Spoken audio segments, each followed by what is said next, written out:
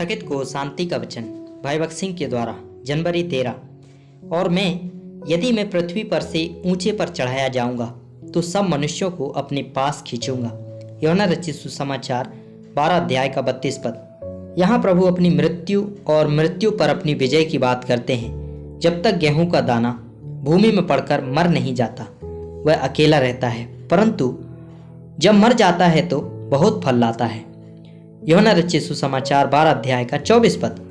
अब यह एक सरल और अद्भुत सत्य है जिसे समझने के लिए किसी शिक्षा या बाइबल के ज्ञान की आवश्यकता नहीं है। हम सब ने गेहूं के दाने को मरते और बहुत फल लाते देखा है।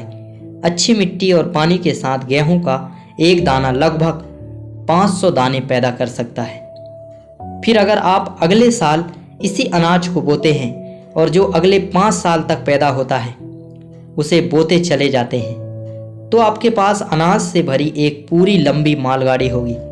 प्रभु यीशु मसीह गेहूं का वह दाना है, वह बहुत से पुत्रों को अपनी स्वर्गीय महिमा में लाने के लिए मरा और उन पुत्रों से सारा स्वर्ग भर गया। यह सारी शक्ति आपके और मेरे लिए तब खुल गई थी जब वह मरा और गाड़ा गया और फिर से जी उठा।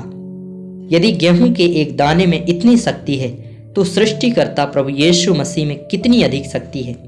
कोई मनुष्य उसे छू नहीं सकता था।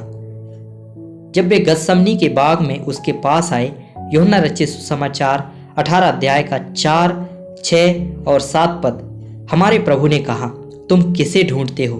उन्होंने उत्तर दिया, नासरी यीशु को। और उसने कहा, मैं ही हूं। यह सुनते ही वे पीछे हटकर नीचे गिर पड़े। वे उसे छूने से डरते थे। उसने अपने आप को सौंप दिया कि हम जयवंश से बढ़कर हों। वह किसी शहीद के रूप में नहीं मरे।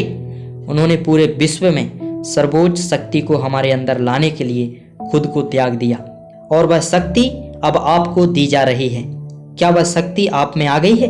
क्या यह आप में काम करता है? क्या आप हर दिन उसी शक्ति के साथ ऊंचे और ऊंचे उठाए जा रहे हैं? क्या आप अपने आप को कष्टों, अत्याचारों, परीक्षाओं और गरीबी में आनंदित पाते हैं? रोते हुए मसीही को मसीही कहलाने का कोई अधिकार नहीं है। परमेश्वर का वचन कहता है, यदि किसी मनुष्य में मसीह का आत्मा नहीं तो वह उसका जन नहीं। रोमियो की पत्री 8 अध्याय 9 पद। फिर से जो कोई उस पर विश्वास करे अनंत जीवन पाए। यूहन्ना रचित सुसमाचार 3 अध्याय 16 पद। हम में अपनी शक्ति और जीत दिखाने के लिए परमेश्वर ने इन 7 गुना क्लेशों, प्रलोभनों, परीक्षाओं, अकाल, तलवार, कष्टों और अत्याचारों का वादा किया है कि जब दूसरे रोना शुरू करते हैं तब हम जयवंश से बढ़कर हो सकते हैं।